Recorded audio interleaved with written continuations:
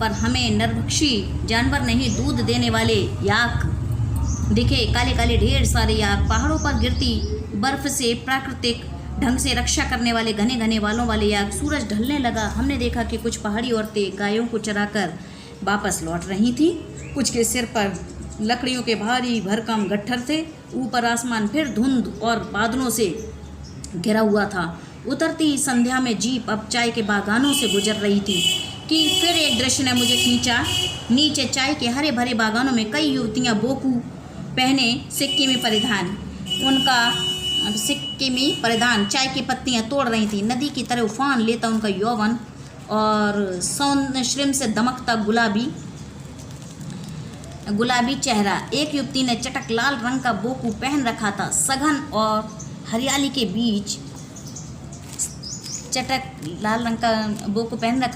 सघन और हरियाली के बीच चटक लाल रंग डूबते सूरज की स्वर्णिम और सात्विक आभा में कुछ इस कदर इंद्रधनुषी छटा बिखेर रहा था कि मंत्रमुग्ध सी मैं चीख पड़ी थी। इतना अधिक सौंदर्य मेरे लिए असह्य था।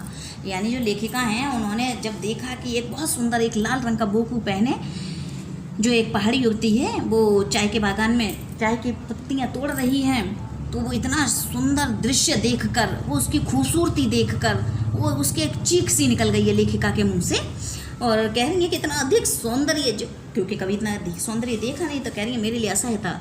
यूमथांग पहुंचने के लिए हमें रात भर लायुंग में पड़ाव लेना था। गगनचुंबी पहाड़ों के तल में सांस लेती एक नन्ही सी शांत बस्ती लायुंग। सारी दौड़ धूप से दूर जिंदगी जहाँ निश्चिंत सो रही थी, उसी लायुंग में हम ठहरे थे। तिस्ता नदी के तीर पर बसे लकड़ी के एक छोटे से घर में मुंह हाथ धोकर मैं तुरंत ही तिस्ता नदी के किनारे बिखरे पत्थरों पर बैठ गई थी। सामने बहुत ऊपर से बहता झरना नीचे कल कल बहती तिस्ता में मिल रहा था। मध्यम मध्यम यानी धीरे धीरे हवा बह रही थी। पेड़ पौधे झूम रहे थे।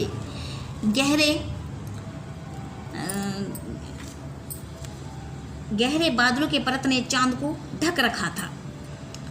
बाहर परिंदे और लोग अपने घरों को लौट रहे थे।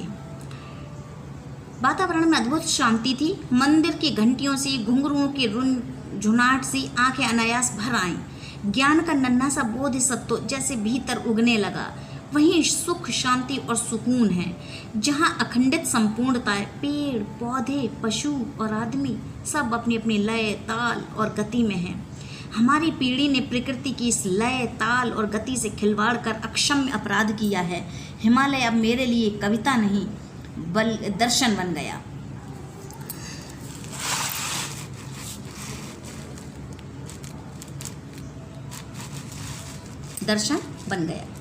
अंधेरा होने के पहले ही किसी प्रकार डगमगाती शिलाओं और पत्थरों से होकर तिस्ता नदी की धार तक पहुंची। बहते